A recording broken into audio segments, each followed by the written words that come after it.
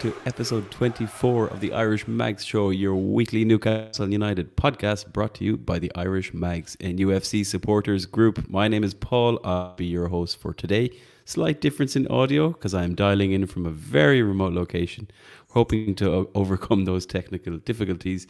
But one thing we don't have are people difficulties because we are missing one of our usual trio. Alan, you are missing your brother from another mother. Krisho, how do you feel about that this week?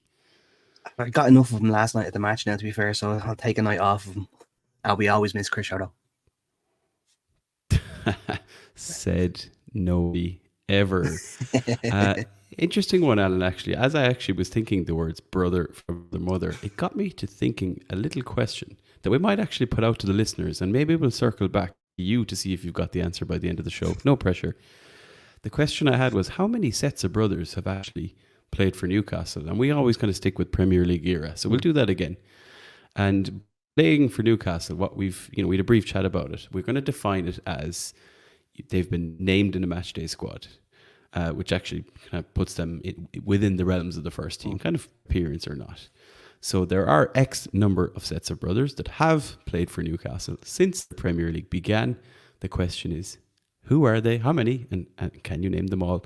If you get them before we circle back at the end of the show, pop it in YouTube, show off to everyone that you got them, and of course, name and shame said brothers. And we'll see if Alan actually gets them as well.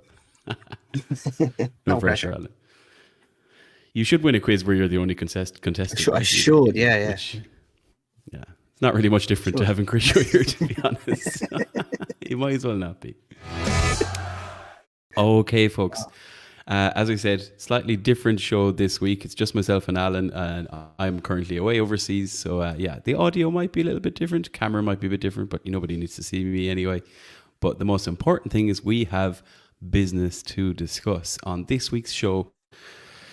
Unfortunately, Alan hangs head in disgust and disgrace. We are going to have a little debrief on what happened against our nemesis down in Manchester in that game against Man Red. Krisho's probably the only one who deep down subconsciously is smiling, even though he doesn't even know it. So we'll have to talk about that, Alan, I'm afraid. And then kind of we might switch our focus to, okay, we've got an upcoming game against Brentford. We know there are other fixtures taking place. As regrettable it is to say, things are a little bit out of our hands in terms of where we finish now, based on the last two results. So we might just have a quick chat about where we think we might finish, particularly looking at who Chelsea are playing and who Manchester United are playing. After that, we thought now is probably a good time to help us move forward and look forward to have a little game of what we're calling Newcastle United Deal or No Deal by the Irish Mags. We're actually going to have a little fly through the Newcastle squad of this season, all of the players in the first team who have featured, or as we said, been named in matchday squads. And we're going to do Deal or No Deal as to whether we want to see them in a Newcastle jersey next season. And Alan, one thing I probably didn't mention to you here is, in order for us to deal or no deal, we need a common consensus. So we need two votes. So, for example, if you want to bin a player and I don't, we're gonna hit a rock. We may put a pin in it. We may even need to get Krisho's opinion, which nobody ever wants. No, and his answer will always be Jeff Hendrick. Yeah. So, but from there, we expect to end up with a fairly sizable list of players we want to keep, and probably quite a sizable list of players we're going to bin off or sell. Bin off, yeah. And then and then I think what we might do, Alan, is if there's time, we might just have a look at, okay, how would our best 11 look given what we've been through? And where would you still think we have a room or an opportunity to fill a role in our first 11 based on signing a new player? Yeah. And that will all depend on who we bin off and who we say no deal to. Alan, it's time. We have to talk about that game that was on at the time of recording last night. Barely 24 hours have passed, if even, since the game actually finished. I'm still not over it. I'm not going to lie. I'm on holidays where I should be having a great time. And I've been in terrible form all day. And I'm sure you were the same when you were lugging about in work, having to get things done. Yeah. Grim. Really wasn't great yesterday. I won't say from minute 1. I'll say from minute 10, we were absolutely brutal. Like, we started like a house on fire, and I was like, oh, this looks great. And then we absolutely fell asunder. Like, the warning signs were on the wall. Casemiro was trying to do bicycle kicks 8 yards out with nobody around him, and he's there going, he should have scored that. Like, that man has looked awful the last 3-4 weeks in the Premier League. Looked like a normal midfielder to me, playing centre half. Didn't really have much trouble the whole game. It just wasn't good enough, unfortunately. The lack of midfield, the lack of fluidity between defence and midfield cost us time after time. Bruno Fernandes ran the show. Bruno Fernandes was the best player on the pitch for the 90 minutes. Walked around, nobody near him the whole game. I hate saying this about Bruno G. Didn't get near him. Didn't do his job. If he was the one that should have been man marking, he wasn't. I don't know if he was. It was something I find myself, Alan, wondering. So it was in and around time where Man United, first of all, they were trying that set piece. I think 3 times they tried the same one before it actually worked, and still managed to have a player unmarked. But obviously then we saw for that first goal, and we'll talk about Kieran Trippier keeping onside in a minute. Nobody was picking up Mainu, but actually not even 5 minutes later, nobody picked him up again. So you're kind of wondering who was meant to pick up Bruno Fernandes. I'm not sure who was meant to pick up Kobe Mainu, and nobody was picking up Ahmed Diallo. No, Diallo, yeah. So it was almost like there wasn't a clear plan as to even marking, basic marking or basic who's picking up who.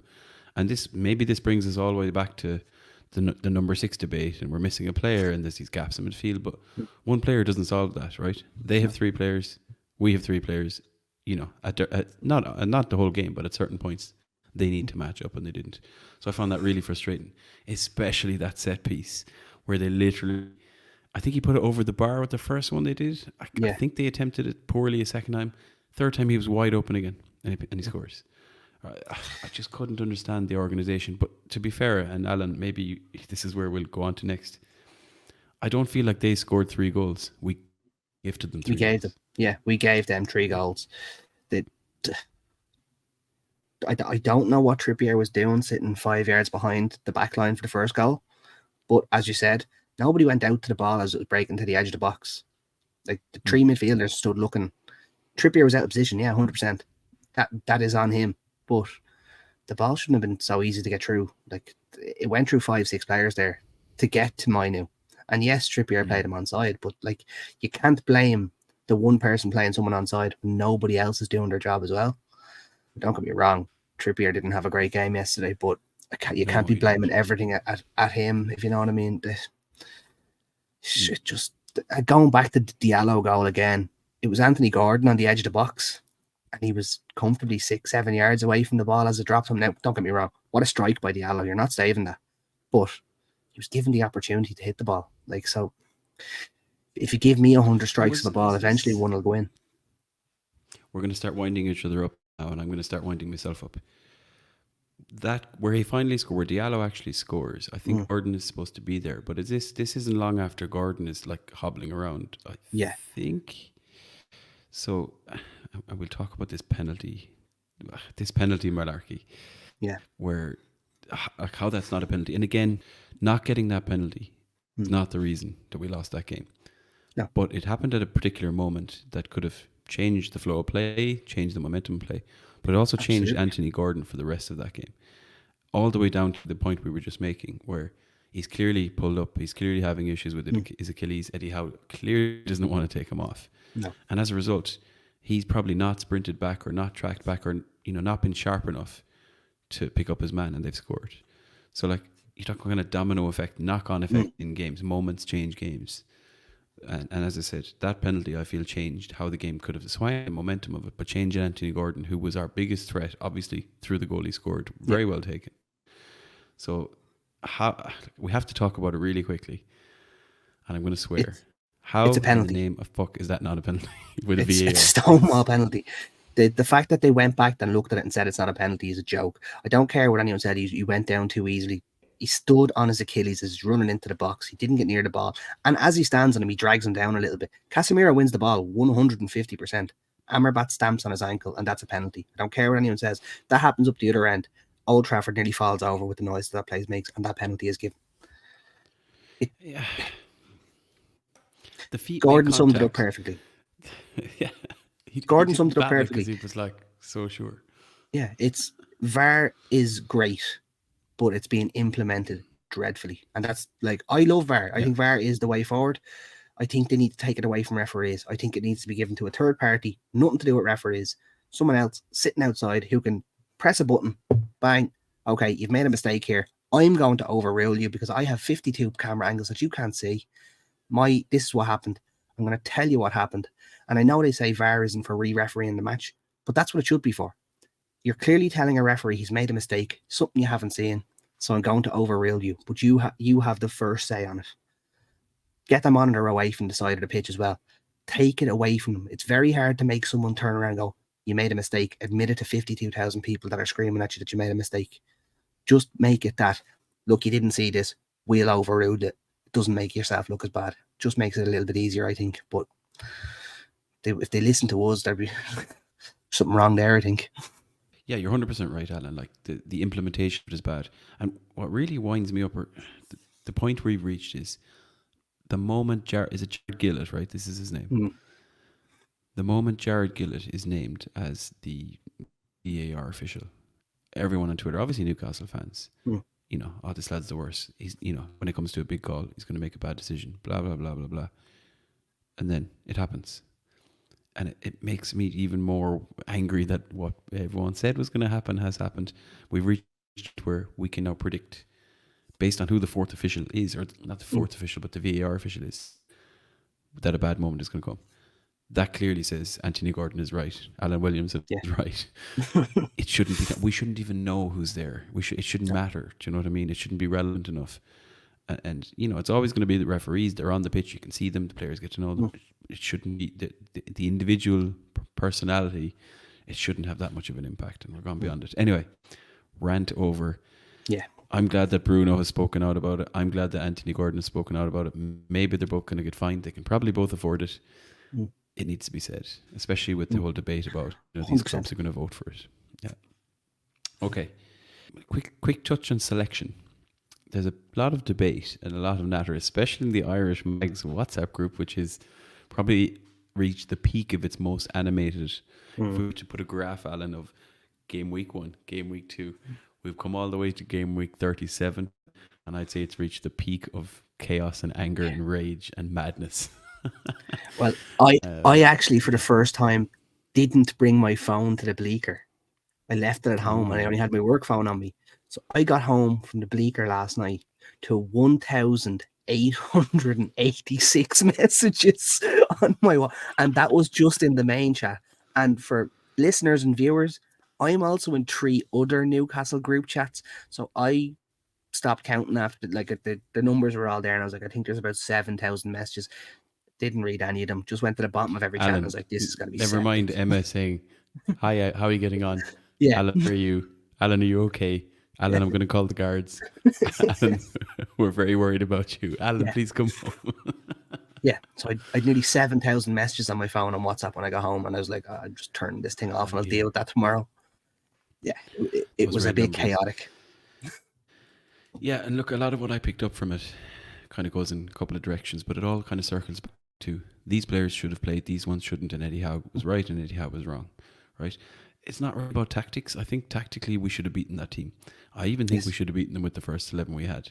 But obviously, Trippier mistakes, Trippier having a bad game, Dubravka obviously not doing very well. Murphy, Longstaff, probably one of his worst games in terms of really noticeable mistakes. Very easy then to go, well, we should have had Pope, we should have had Cher, we should have had Joe Linton on the field, and, you know, Barnes, right? Yeah. And hindsight's a lovely thing. But how do you feel about the selection? Like, bearing in mind, we don't obviously know, we don't understand fitness, you know, who's played what, but from a selection perspective, do you think there's blame to be attributed there? It's a bit of stubbornness, I think, in Eddie's part, but also it's rewarding players who've played well in the last couple of weeks as well. Like, you can't turn around and drop Dubravka. He hasn't done anything wrong. You can't turn around and drop Longstaff when he's had bad games, but he hasn't made absolute howlers. You can't drop Murphy when he's 2 assists last week and was one of our best players. Like, you're tying your hands behind your back if you're showing no loyalty to players that do well. And if you go down that route, you end up with a club like Manchester United where absolutely every single player hates each other because they know as long as I'm the better on paper player, I'm playing. We don't want that. We want the best players for the squad to be playing. So I back Eddie's decision with the team. Look, as you said, hindsight's 2020. Did he make a few mistakes yesterday? Yeah, 100%. He'll hold his hands up himself and say, might have made a few mistakes. I honestly don't think that if we had started any of the players that we were talking about there would have been much different. Maybe Joe Linton. I would have liked to see Joe Linton running around kicking people, but it's very hard to drop lads who haven't done too much wrong. So I can see why he's played them as well. It's a tough one. It's a tough one. Yeah, I agree. Like I think Cher, the original statement from Eddie Howe was that Cher had just gone for the season, Finished. right, with 4 games left. Obviously, Cher disagreed with that, but I can see that. The Joe Linton one is the only one where I would have liked to see it, and again, part of that is me just going, I want to see Joe Linton out bullying lads, especially that midfield. The difference in character, the difference in drive, but equally he hasn't looked sharp in the couple of cameos he's made. So yeah, it's difficult. And like we said, the thing with Murphy has it in him to seriously bother left backs. And right now, Manchester United are a team who are playing right backs at left back. Right, they've kind of messed around with Bissaka and Diego Dalot. So you're kind of like, well, if Murphy's running directly at these lads, their left hand side is their weak side. Yeah. Do you know? Could have problems. Part of me that can understand that. Yeah. But I think overall, it comes back to the same thing. We weren't clinical enough. I think we still have a little bit of inexperience. But I'll go back to the bottom line. Like we said, I just feel like we handed them 3 goals through 3 largely individual errors, which is a culmination of a poor team performance, right? Trippier error. Was it Murphy was on the front post of this corner? Terrible header. The weakest header you'll ever see. I've played right back nearly all my life. It's just like you just throw yourself at that ball. All it has to do is hit you in the base of the head. It'll go anywhere else other than where it went. And obviously Dubravka, I think everyone has said, should do a lot better. And maybe we'll talk more about him in the deal or no deal section, because I think there's a lot of anger pointing his way as well. Yeah. But we are where we are. I think the way I described it in another group I'm in was, Brighton at home and Manchester United away. That's the minimum 4 points out of 6 games. We walked away with 1. So ultimately, it's a bottle job of sorts. I just think we've been exposed, and I have a lot of things to fix and work on in the preseason or in the summer. 100%. Okay. Do we park it there for now because it's upset? I just want to say something that I said yesterday. About 15 minutes into the match, there was 30 Newcastle fans in the bleaker, and 2 Manchester United fans had come in with us. And I turned around to one of the Manchester United fans and I said, "Oh God, this is just 2 bad teams playing against each other, isn't it?" And the 2, we all kind of looked at each other and we're like, and we we're like, "No, this is 2 bad sides playing against each other." Neither side was good yesterday. Man United had the better chances. The better team won at the end of the day, and I hate saying that about Manchester United, but we cannot say anything different. 2 bad sides played against each other yesterday. The slightly better one came away with the victory. So it's the only way we can look at it. Yeah, I think that's fair. And we weren't really the better side of the weekend either. So now we only have one job now, and it's to go away again, down to London again, and be the better side against Brentford. Is the choice. It's quite simply we can't rely on fate, and I suppose that's where we're bringing into this section. Alan, would be, yes, we have to go and play Brentford. I'll get your prediction on that in a minute. But we know that the teams that we now kind of would like to rely on to drop points. Chelsea play Bournemouth, right? That is at home. Let's start there. Chelsea have been absolutely flying it. I can't believe they're quite possibly going to finish above us, having been dog shit for 70% of the season. It's insane, really. But can you see Bournemouth somehow doing us a favour away from home with not a whole lot to play for? No, not at all. Bournemouth are on the beach. Alan, so you're supposed to cheer me up here. Give me something. I'm on holidays. Chris Shaw's not here, so someone has to be the pessimist of the pod. Oh, you're killing me, man. Jeez. Yeah. Okay. So we think Chelsea are going to win, which would guarantee Chelsea that 6th place finish. And then we're down to 7th, right? And the battle against Manchester United, who we know are level on points with us going into the last game of the season. We have a far superior goal difference. So thank God they've got such a bad defence, and we've obviously been scoring freely for most of the season. They are away to Brighton. Now, I'm just going to tell you one thing. I've seen Brighton batter the shit out of Man United, in particularly a weekend away I had once with a bunch of Man United fans. Excellent. And Brighton absolutely, was it 4-0 or 4-1 or 5-1? Yeah. Brighton, they did okay against us, but they've been a little bit shit in the last 3-4 months. Could they cause an upset here and do us a favour? I do think Brighton could get a result. I don't think they're going to beat Man United, but I don't think they'll want to go out with a whimper against their home fans. And I also think this is going to be Roberto De Zerbi's last match as a Brighton manager, so he's going to want to win. I think he'll be off to pastures anew in the summer, shall we say. Doesn't mean I know where he's going or anything, but I just don't think he'll be there in the summer. So I think they're going to want to go out with a decent result. I do think Manchester United are going to drop points the weekend. I pray. I want a trip to Latvia to see Newcastle play. Oh, if we could do a live pod from Latvia, I think we'd have peaked there. We'd have to just stop after that. I don't think we'd even survive an hour. Right. Now, we obviously don't want to rely on other teams, Alan. No. Looking at how Brentford have been in the last few months, very middle of the road, save quite early for their standards. The Ivan Toney situation been all over the place. They've had a lot of injuries. Do they have a lot to really play for? Yes, it's, they're playing at home, last home game of the season, but winning won't really give them much different outcome. We're going down there with way more on the line. Does that mean A, we're going to shit ourselves and show that experience, and I dread to say it, bottle job again, or do we have it in us for one more last hurrah? We've had these big games like against where it's gone really well, for example, like against PSG and against Arsenal and so on, and the cup games against City and whatever. We've also had these big occasions against Milan in the Champions League where it really, really mattered, against Chelsea in the Cup's quarterfinal, I think it was, where we've actually, it's we capitulated, let's say. Yeah. Which way is it going to sway?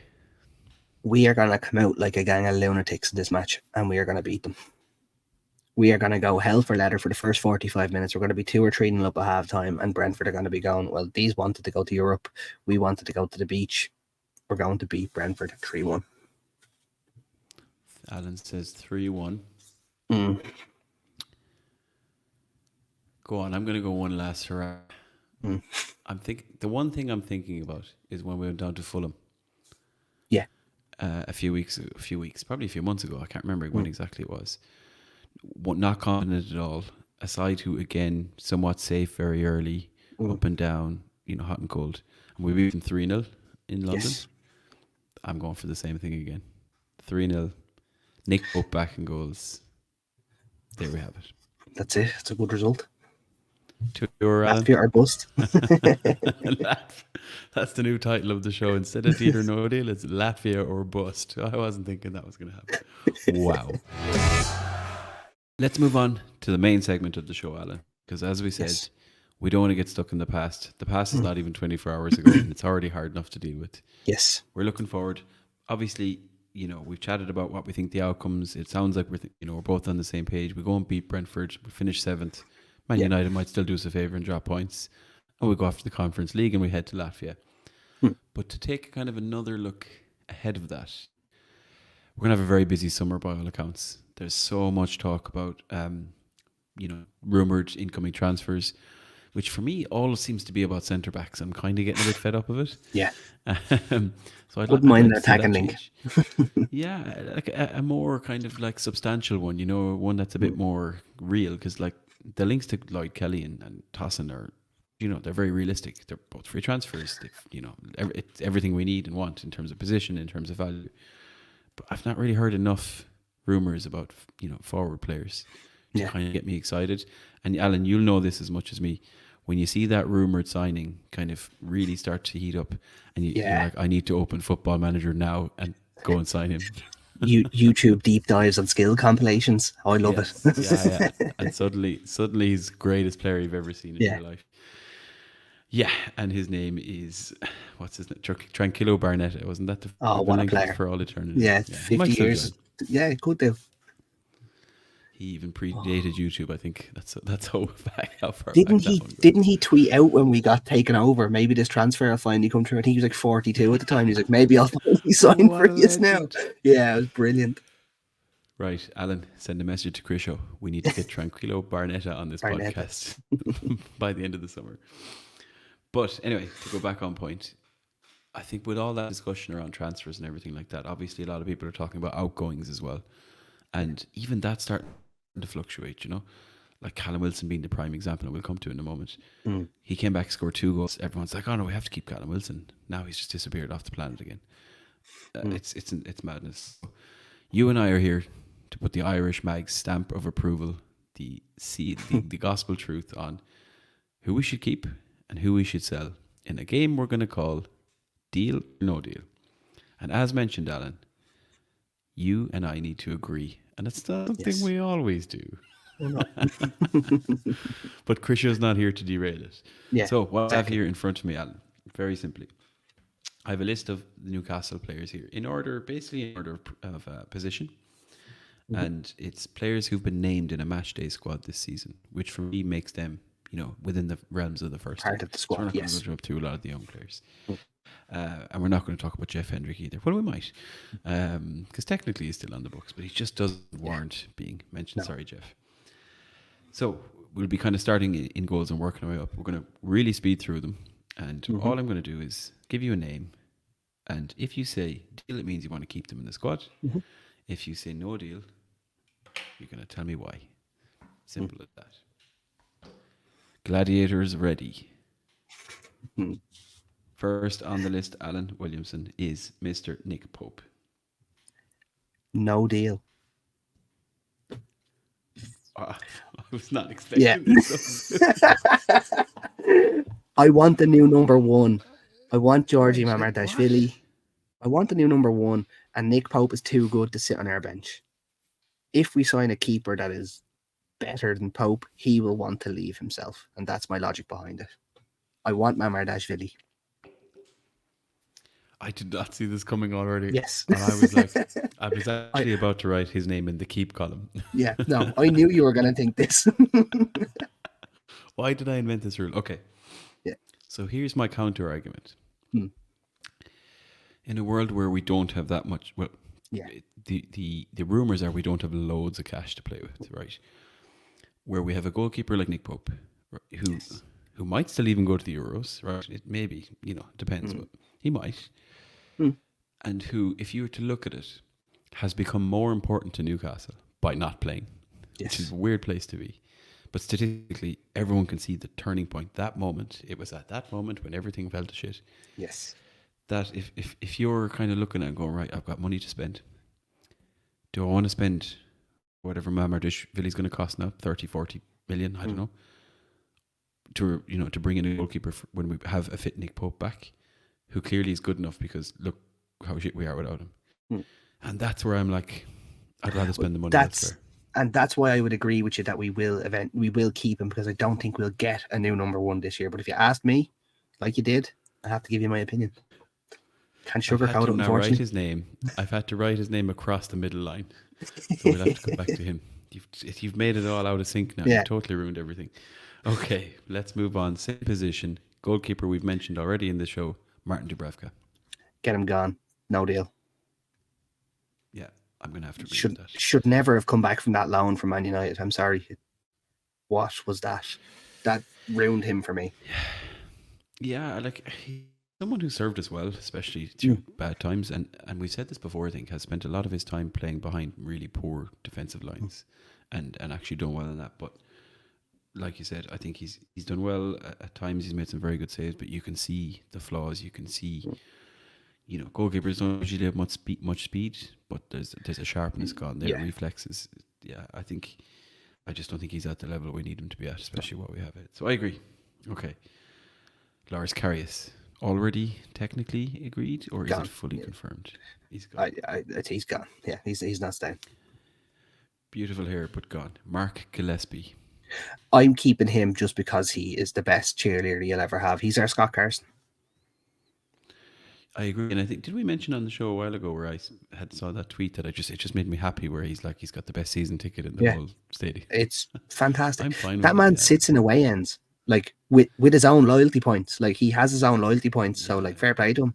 He's a fan. I feel like the best fan. he's a bit Steve Harper esque, and there's nothing wrong having a Steve Harper, right?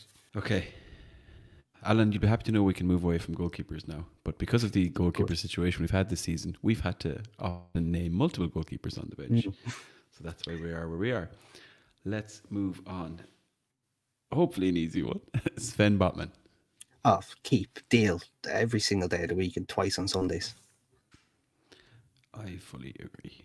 Yes. Botman on the bus. Tino Livramento. Deal every day of the week and twice on Sundays again. Yeah, absolutely. Pity's injured. Again, yes. Hopefully nothing serious. I loved how a quote that was the biggest bait click ever. He's out for the rest of the season. Got one game week. left. yeah, a week basically. Keeping Tino. Love Tino. Lewis Hall. Keep. Deal, whatever you want to call it. Did you just hesitate there? No. I have been saying for months that this kid is going to be sensational for us next year. It's going to be unbelievable how good he's going to be for us next year. I can fully testify that this is true. I listen to you every week harping on about it. Now, because you've done this with Nick Pope, I'm not sure. I have no idea where you're going to go with somebody. Oh, I know who you're going to talk about next, and I know exactly you're going to be annoyed at me. Kieran Trippier. Sell. Get rid of him. I wanted him gone to Bayern in January, and the reason I wanted him to go to Bayern in January is we were going to make a profit on a 34-year-old. It was mental that they offered big money for him at that age, and now we're looking back on it. He's only played 6 or 7 games since Christmas, and those 6 or 7 games he hasn't exactly lit the league or the cup on fire. If we cast our mind back to his error in Stamford Bridge, I would have cashed in. I would definitely do it now. Don't get me wrong, Trips is unbelievable, but he's going to be 35 next year. Tino Livramento is going to be our right back next year. Okay, so we're going to come back to it. I'm not ready to say no deal just yet. All right. One of my reasons why is I'd like to see how we're shaping up in terms of that right back position, and I have some strong theories behind this, which we'll get to as we go through some of the other players. So he's in the middle for now, and we'll come back to him. Now, next on the list, Fabian Schär. Deal. He's staying. Yeah, I think he's earned it, right? I think. Yeah, he's 100% earned it. He deserves another year with squad. Exactly. Yeah. And he's handsome, so he deserves to stay. Stupid, sexy Fabian Schär. Okay, on board with that. Matt Targett. No deal. 100 grand a week. Like, what is going on? Is he really on 100 grand a week? It's according to transfer market and according to everyone else, he's on £100,000 a week. That is mental. Yes. Yeah. Look, again, I feel like we panic bought him. Yeah. Without intentions of playing Dan Burn at left back last season, and we played Dan Burn at left back all season, and now we couldn't get him away until very recently. Yeah, I think that position is either Lewis Hall's or needs sufficient kind of quality added to it. Yeah. Okay, we're back to being friends. Jamal Lascelles. Absolute excellent servant, and depending on if we get certain players in, it's a no deal for me. But I would give him a testimonial because he's been with us for 10 years. He's been a servant. He dragged us out of the championship. He was a young kid when he became our captain. He grew with our club. 30 now. Yeah, he was a child when he became our captain. He grabbed players by the scruff of the neck when we were in the championship and said, if you want to be here, you're here. If not, there's the door. Piss off. We needed a leader. He stepped up, and I love him for it. There was talk of him going to Chelsea for 50 million a couple of years ago. He was a great player for us. But I think we have outgrown him as a club now, unfortunately. So, no deal. So you and I are going to have a debate. Oh. And I'll tell you why. because for me, because of leadership reasons Mm. and obviously what they bring to the side, I feel we can't lose both him and Trippier just for next season. So Yeah. the debate we're going to have at the end of all this is going to be Trippier against Lascelles. Okay. And that's how I'm. Emil Kraft. Deal. I'll give him another year. He's friends with Isaac.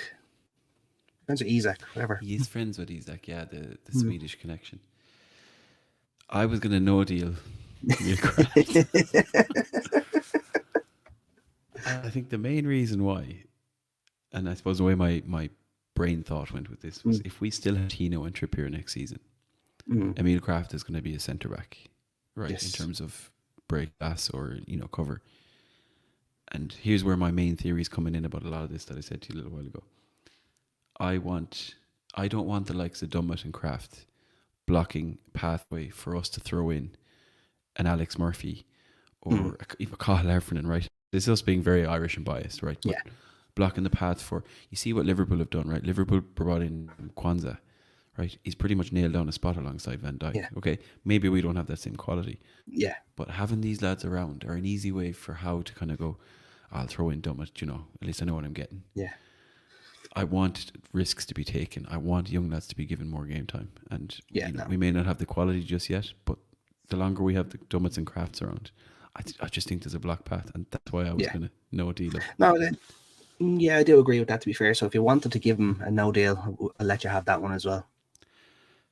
It does also come back to, if we do let Trippier go, then I'm kind of like, shit, maybe we need Kraft. So he's in the middle at the moment. Yeah. Okay. This is hard. I hate to be the lad in the back. I hate to be Eddie Howe and team, all the guys that decide this.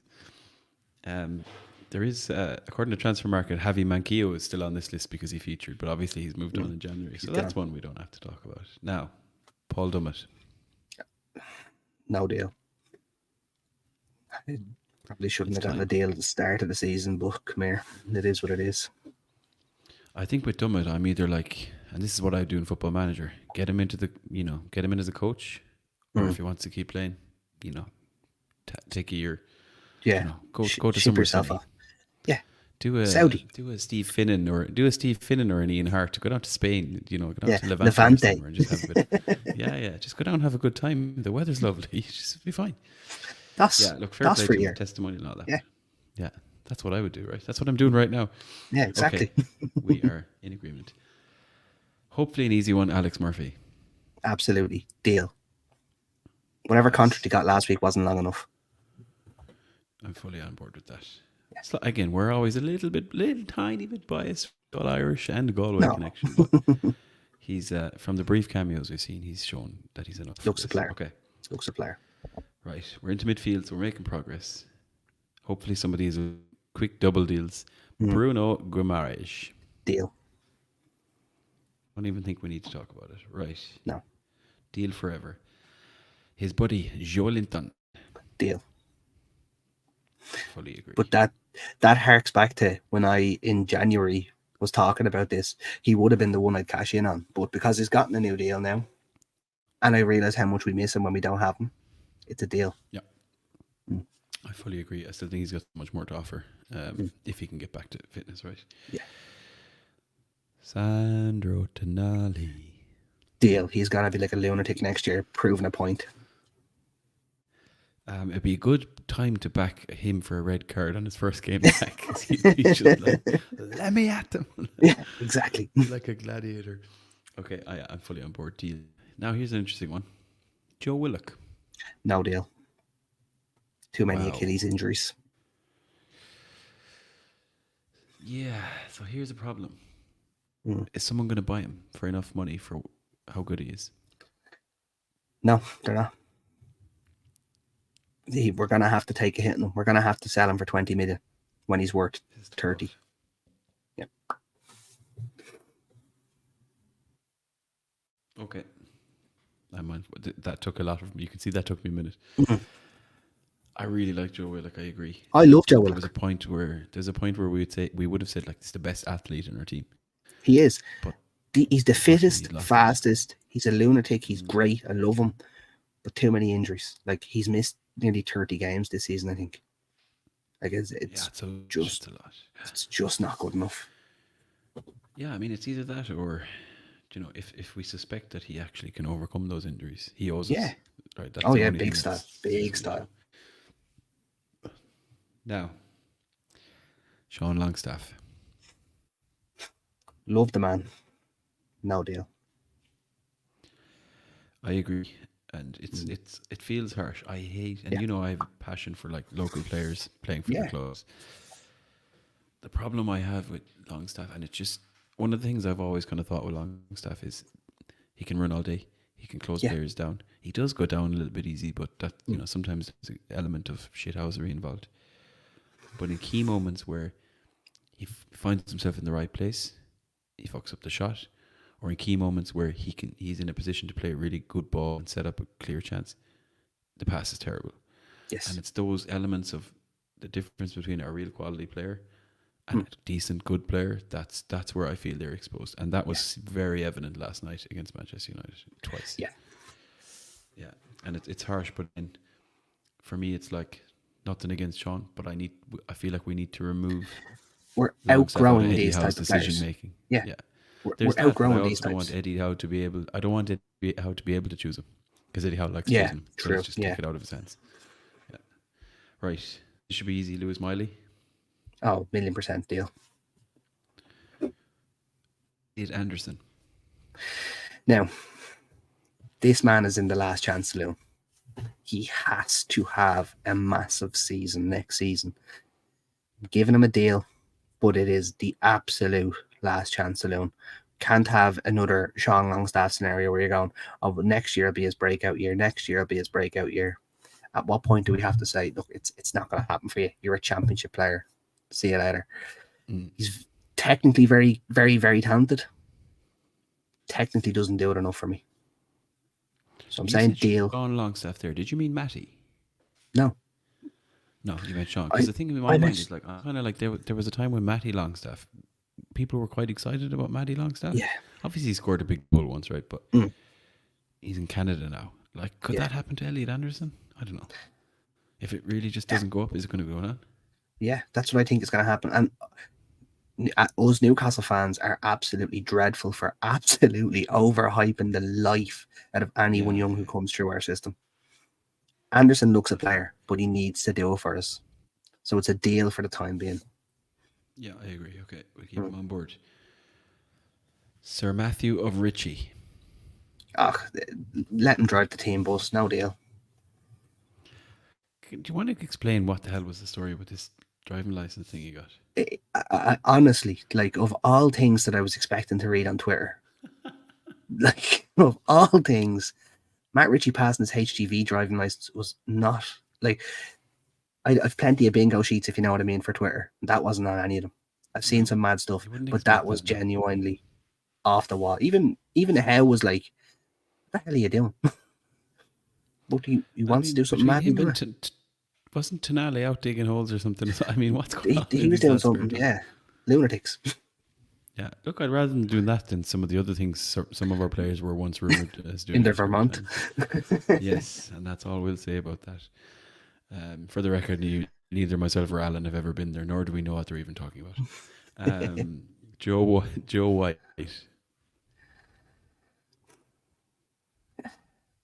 Look, Eddie obviously rates him. I'll give him a deal for next year because we need homegrown players and stuff like that. But there was a reason he wasn't getting a game for Accrington Stanley. Yes. Yeah, I agree. Keep him around to see if he can surprise someone. As simple as that. Sometimes players do it. Sometimes players don't. We've nothing to lose, I think, with this one. Okay. Now, on to forwards. Sorry, we have a guy in here. I think is he the guy who just signed a new contract? It says Hernandez. I can't remember if that's him. Oh, Travis. Sanusi signed the new deal, wasn't it? Sorry, yeah, that was where I was getting the names mixed up. Sanusi, I don't think Sanusi he's not showing us here as having. Sanusi's only 15 or 16, isn't he? Yeah, I don't think we're allowed to play him as a Premier League player yet. We'll bypass Herney's name because he literally was named on the bench once, and we'll go straight for the big dog, Alexander Isak. That's a silly question. That's a deal, and you lock him down for the next 50 seasons. Yeah, 100% agree. Unbelievable. Forever. Let's do, you know that song in The Simpsons where it's like, you were here forever. Yes. Yeah, that's you, Isaac. Sorry, no. Hopefully the same. Anthony Gordon. Absolutely. Deal. Every single day of the week. Yes. Yeah, agreed. Now, Harvey Barnes. Deal. Needs to have a big season for us. I don't think his foot has fully healed from the start of the season. Needs to have a big season next season. Otherwise, it'll look like we'll be moving him on soon as well. Yeah, and it's almost like, this sounds weird, but he needs to be in a place where he needs to be in a place where Anthony Gordon needs to change position. Yeah. Which sounds weird, but that's where he needs to get to in terms of having a future, I think. Because otherwise it's going to be Gordon over him all the time. Every day of the week, yeah. Okay. Krisha would love this next one. Miguel Almiron. The reason we had to send Krisha all the way over to Paraguay for rehab. Love Mickey. Big, smiley, happy head in him. No deal. Getting off to Al Shabaab FC. I know his he's a funny one. He peaked last season in terms of levels and output. And he's completely dipped again. Yes, he was injured, but I just think the January thing totally fucked with his head. I think he knows that we were completely open to selling him, and that messed with his head. And I think it's inevitable. Okay. Yeah, no deal. I think we've only got a couple left. Let's go with 2 left. Jacob Murphy.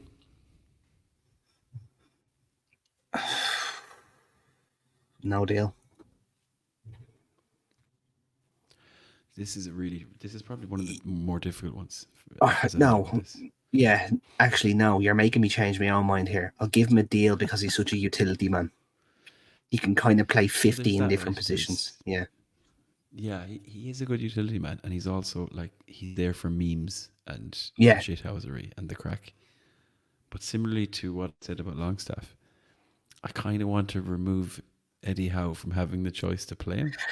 I don't mind him being the last 5 minutes of a game, close it out, throw Murphy on. That's okay. I don't want to see him starting games next season.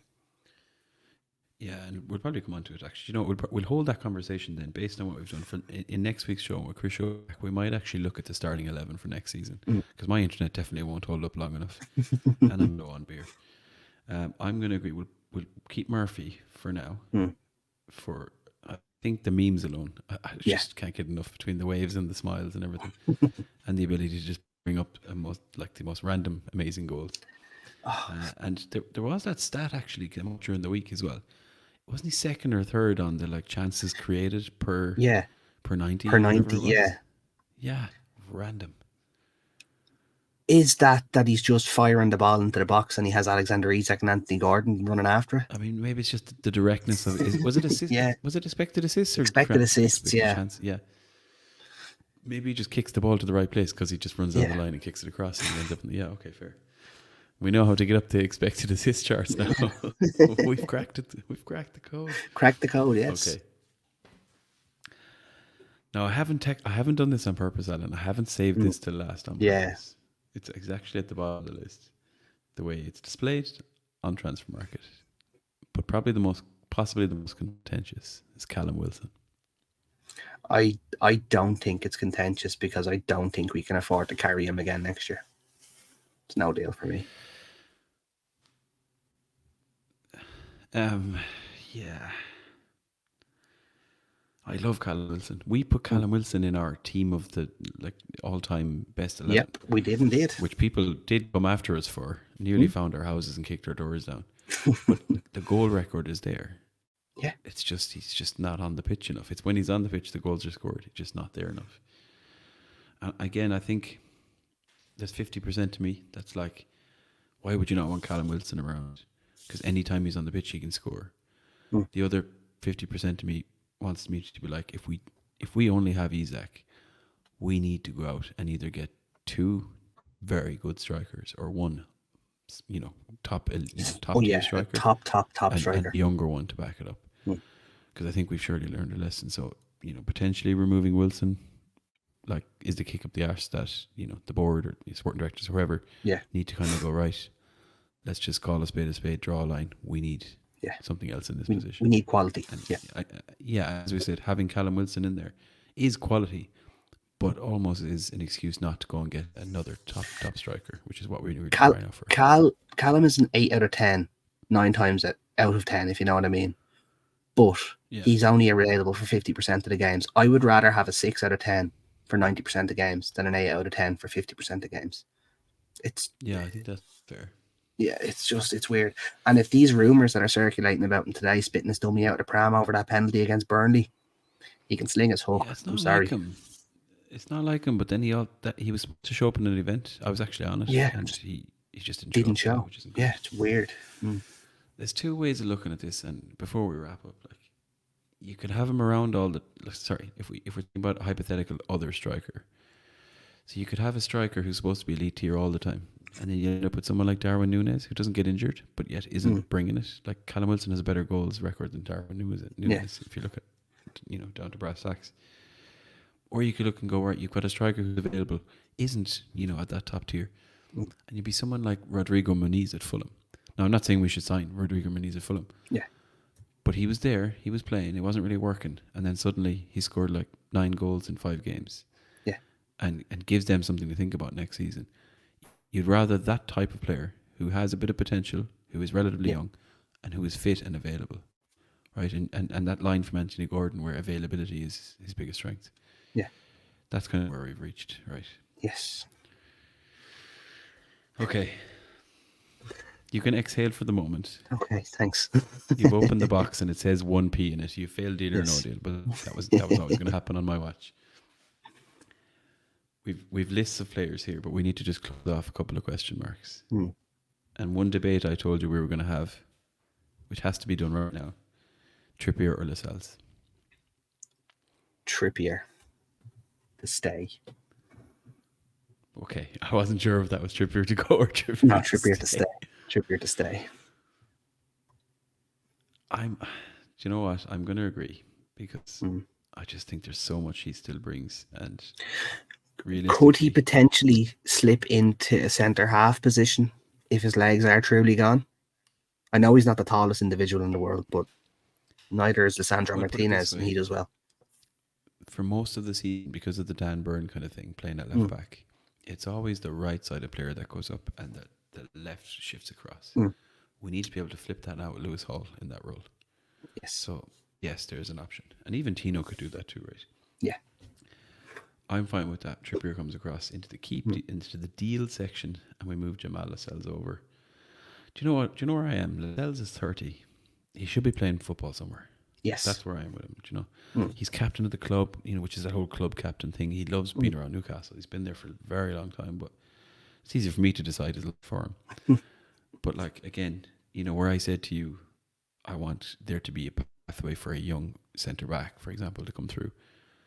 Lascelles, Dummett, Kraft, all blockers to that. Yeah. Kraft was in that middle section. I was going for a no deal for the same reason. Yeah, if we're keeping Trippier, we don't need to keep Kraft. Yeah, that's where we landed. Yeah, fair. Yeah. Okay. And finally, the opener of the segment, where it all just started, went south. Nick Pope. We're not going to sign a goalkeeper. Do you think we're not going to sign a goalkeeper? No, I think we need too much in other areas, as you said. But in an ideal world, I would replace Nick Pope. But ideal worlds don't happen very often. So I can see Nick Pope being our number 1 next year. But I can also see a weird like Alex McCarthy coming in and a free deal. So something. So that was rumoured. The other thing that's in my mind, you kind of mentioned like Nick Pope won't be happy to be number 2 anywhere, right? I do see kind of maybe the Arsenal one is the biggest example of clubs having 2 quite good strong goalkeepers at the club. For me, I'd love us to be in a situation where Pope is number 1 and we have somebody like Kevin Kelleher. Yeah. Now, Kevin Kelleher is probably getting to the point where he needs to move on. He's 24, but having a young goalkeeper who's really pushing, that's I feel like where we might sign. Is Mamardashvili that? Probably not. He's probably beyond that in terms of age and he's a number ability 1 and stature. I feel like we should be looking at getting in somebody who'll push Pope, but who's young and can learn a lot from Nick Pope. Yeah. Because Nick Pope, again, see what he can do. So are we keeping Nick Pope? We're keeping Nick Pope. Okay. You can exhale, Nick. He's kept you. Yeah. For you, boss. So, Alan, I'm not going to go through the entire list, but we've decided, as the official sporting director and technical director of the Irish Mags, Jesus, I don't know what Crick can be the director of. I don't know, Cabbage or something. Yeah. Dubravka out the door, Carius out the door, Target out the door, Dummett out the door, Willock, Longstaff, Ritchie, Miggy, Callum Wilson, Jamal Ells, and Emil Kraft, all out the door. It's 11 of our 26-man squad. I'm just counting what's left. 6, 7, 8, 9, 10, 11, 12, 13, 14, 15, 16. It actually leaves 18 on the keep list. 18 players. When you think about players who've been named on the bench, you know. Obviously, as we said, the likes of Joe White are in there, Lewis Smiley. Maybe they don't count in like having to name players for a Premier League squad. But with roughly around 18 players, the last question, which we're then going to carry on to next week, is how many players would we now need to sign if we keep 18 players in the squad? How many do we need to sign, or how many will we sign? How many do we need to sign? We're the sporting and technical directors, don't forget. We need to sign probably 8 to 9 players, but if not 10. Wow. To pad out our squad. Wow, okay. Yeah. My answer probably would have been, well, it's an element of realism. I probably would have went, okay, with 18 there, young players floating around, I would have been like 6, 7 is like, yes, absolutely need that. But we'll get 5 max. Oh, don't say that. What we're going to do is, on next week's show, depending how things go against Brentford, because we may be celebrating and getting pissed, on next week's show, we're going to have a little chat about who those 6 to 7 might be and where they need to fit into the squad. Yes. Looking forward to that. Future thinking, forward thinking, and all of the above. Right, Alan. Are you okay after all that? Oh, sweating. I'm going to be honest. I'm stressed out a little bit. It's fine. Just wait for everyone on YouTube and in the easier WhatsApp on groups Football to Manager. come after us. They're going to come after us. Before we wrap up the show, we have a couple of things we need to attend to. First of which is the question we asked at the top of the show, where we asked our listeners and you how many sets of brothers have played for Newcastle United in the Premier League era, which is since that kind of famous 92-93 season. And of course, can you name them? Alan, do you know the number? That have played. We defined it. You weren't listening, Alan, okay? The listeners were listening. You're not a listener, What? fair enough. What am I doing here? So what we decided to go with for this is players who've been, because we applied the same rule to the players we went through there. If you've been named in a match day squad for Newcastle, for me, that makes you first team player of sorts. And that's where we've kind of gone with, because it saves us having to look up who actually played, 3 minutes, whereas Transfer Market just tells you. So laziness and sense. So how many sets of brothers based on that logic do you think? Right. So we've got the Caldwell brothers. We've got the Amiobi brothers. Okay. Yes. Right. It's Gary and Stephen Caldwell. I was going to ask you to name them, Yeah. Shola and Sammy Amiobi. Okay. The Lualawa brothers, which is Lomana Le Trésor Lualawa and Kazenga Lualawa.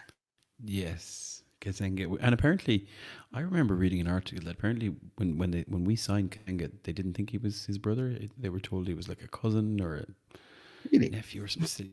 Yeah. It could be total bollocks now. So lads, I apologise, but do you know the internet? Okay, you've got 3. The Young brothers, which is Luke and Siem, or Siam, whatever the hell his name was.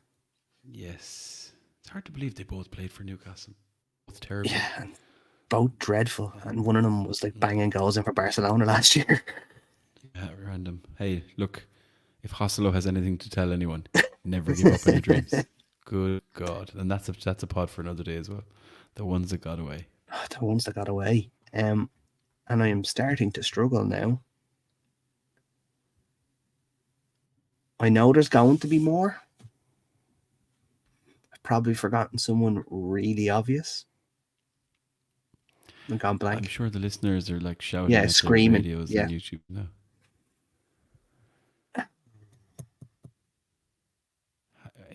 So, Alan, I'm going to help you out here. Technically, there are another set of brothers, one other set of brothers to make it 5 who've been officially named in the matchday squad for Newcastle. Mm-hmm. And one of them stands for Newcastle. Ah, it's we were talking about them about 5 minutes ago. Yes. It's Matty and Sean Longstaff. They've both been mentioned in the show. That was brutal, that was. How did I manage to do that one? Sean Longstaff. So that brings, 5 sets of brothers who play for Newcastle. There would be a question mark on the Miley brothers. Obviously, we've seen Lewis Miley break into the team this year. And I did check this out before the show. Jamie Miley, as far as we know, has not been named in a competitive fixture for Newcastle. First team squad, yet. But it'd be nice to see him next season if he can make the grade. And they could technically become the first set of triplets we ever have. Well, not triplets, but like trio of brothers, I should say, because there's a 15 or 16-year-old. There's a third one coming through, yeah. And he's meant to be very good as well. His name Cyrus? I don't know what his name is. No, we'll move on. What do I know? That was a dreadful joke, by the way. You should be ashamed. It's because Crisho's not here. I feel like someone needs to do something stupid, and I've just decided to step in. Right, that's enough of the trivia and the questions.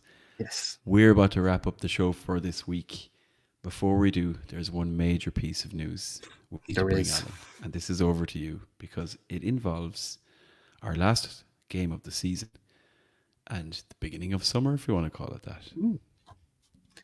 So, we have our end of season meetup in Bleecker Street Bar this Sunday. This is starting at 2 p.m. There will be food, there will be drink, there will be quizzes, there will be raffles, there will be prizes. There is also a massive surprise. All I can say is, I have seen said surprise.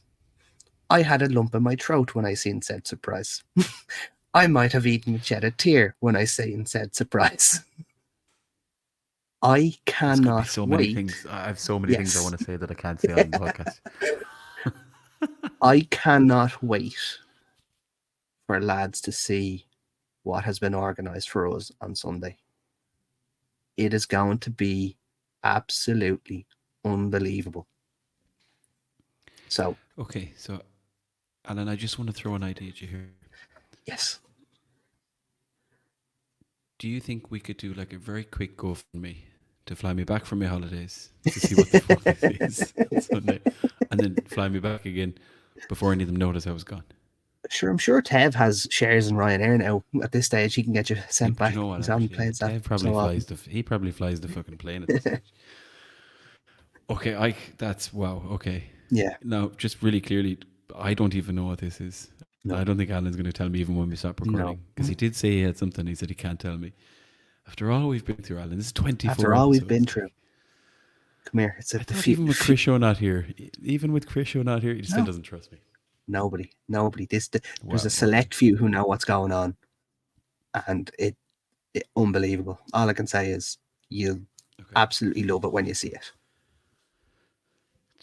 After one time I'm out of the country, I hate this. Okay, I'll be keeping a firm eye on the WhatsApp group. Yes. Which is tough. Okay, whatever it is, I need to ask you. This is fair because I refuse to look at my phone during a match because of delays and depending on, especially now I'm abroad, right? Yes. Will we know what this is before kickoff so that I can stop looking at my phone? You will know before kickoff. Yes. I promise to everyone, it'll go into the announcements well before kickoff. Okay, that's all I need to know. I'm happy with that. So, listeners, expect to see Crisho shaking hands with Jeff Hendrick.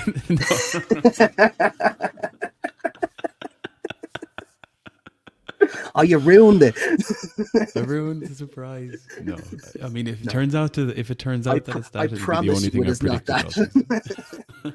I promise you it's not. Now, if Jeff turns up, that's nothing to do with us. He just seen us online.